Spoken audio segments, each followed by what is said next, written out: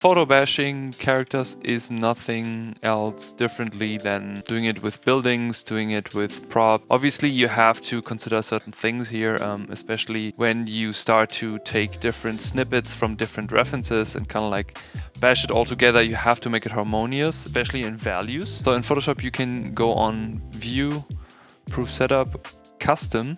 When you go down here at device to simulate and go on dot gain 25% and press OK, every time you press Control Y, you can kind of like change color to grayscale. And while we photobash, we have to make sure that everything's kind of like even to sell that it's in the same light condition. So if you have some things a bit too overexposed or some things too dark, then they have to be balanced. The goal is obviously not to make any final thing. We just want to see if the idea we have goes into the right direction. Approach it more in a playable style, but also make sure that it's cohesive and it is not too committed, that I leave more room of playing and looking for things like, okay, how good is the general silhouette? So we have two options now. Either way, we can go in grayscale, right? So we can make everything in grayscale, right? We can also do photo bashing in grayscale and then color that, which also sometimes a bit more tricky when you have more different materials like in here, because it also requires a bit more work. Or we just directly go in here and just take the reference as it is if we also like the color palette. I would also really suggest in this process, imagine you are a kid again and they give you kind of like magazines and they say, okay, just make a nice collage of things.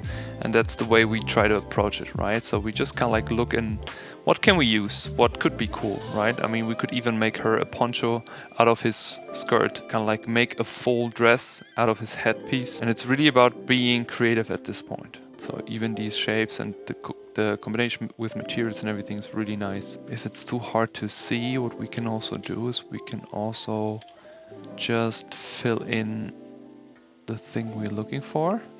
Then we use it as a clipping mask. Try to stay a bit more true to the main idea we had before. Because the big, I don't want to say pitfall, what's the word? There is the little trap that you maybe rely too much on a photo and then you're going to change your design idea too much through the photo because you maybe feel like, oh, on the photo it just looks better, and then it looks more like something that is then one-to-one just transferred. But that's not what we want, right? We kind of like want to do our idea, our design. So for this, we have to make sure that we stay a bit more true to the initial idea we have. No problemo. Pick some colors here, playing a bit with this. Kind of like, look, what is it communicating? Even the gold elements. I mean, we technically can leave the gold elements as they are, confident enough. And then we can also kind of like work a bit more on the silhouette. That's what I want to, okay, I want to make it gold. Give us the good gold here. Of course, we did this drawing, but now that we have the chance that we can scale it, we also try to look for what is actually the better option, right? We don't need to stick, we can always improve, and it's also our job, always try to improve. And now that looks kind of cool already, just from materials and everything. We have to think at some point how things are built, because it's also our job. We cannot just kind of like glue things together and on top, you know, like this is just on this, like it doesn't work that way. We already start to think, if someone would make this costume in a production, how would it work? How would it look? So maybe here are some kind of like ropes, kind of like think how it would move while she's walking, like slowly take out what we don't need. So maybe this we can take out. Sometimes you just need to try, sometimes it doesn't work right away. Obviously that's part of the process. But I really like this process because it's really fun. It's a very playful approach, and especially when you have trouble like kind of like thinking about everything in the drawing, then it makes it a bit easier for you. So when I look for the photos, I look for something that has also, I mean, best case scenario, it has a strong silhouette. So this is kind of like below that. So it makes sense that someone would have some softer tissue below something hard. Kind of like very lucky here because we can take a lot from this one reference. But of course, we have to make sure that we not like, again, just duplicate the reference, right? I wonder if we actually can make a female out of his face.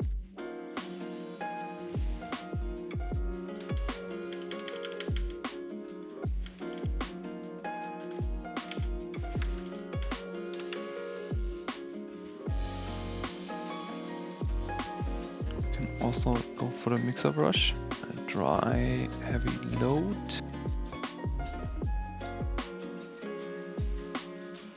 Basically soften everything out. If you want to make a female face, just soften everything out.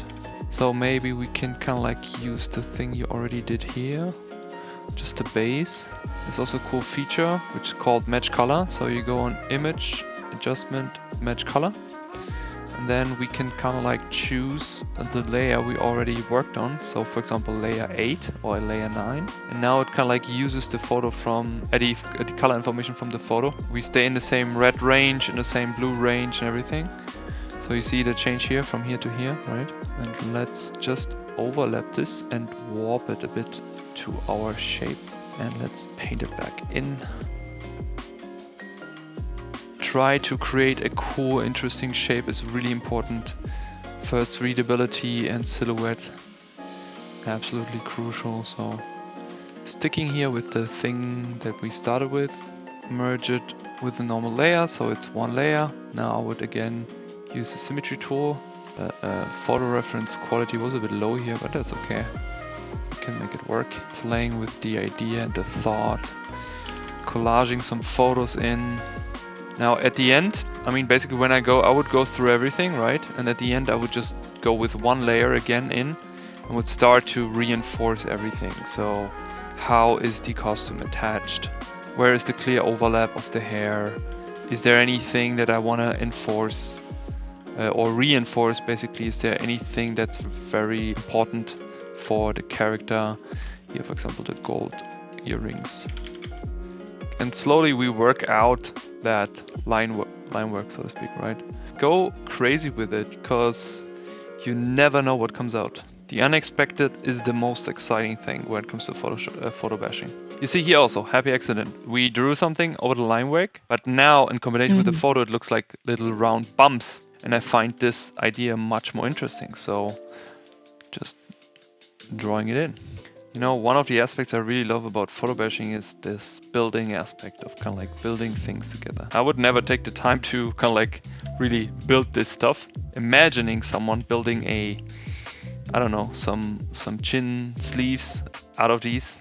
The most important thing is that all the values together kind of like work. Technically, this can look very ugly. You know, you can kind of like just bash photos together and they don't need to be super harmonized at some point, because it's really about enforcing your idea. Because we don't stop here, right? I mean, we can kind of like take this and then we say, okay, this is nice, I want this. Put white again on top over and draw again over your iteration and try to improve it again, you know? So maybe in the next loop you think about, okay, maybe there's something missing, maybe she needs to have more gold elements because she's really important, right? So maybe she has here some, I really like the round elements here, so maybe she has some really cool golden thingy things here. And you can either do that in this stage or in a drawing stage. But this is why we do a bunch of these, you know, we do a lot of these and put them next to each other to see, okay, this is a great direction, I like that. If you're kind of like new to it, it takes a bit more time, but you see how technically how fast you can craft one idea, right?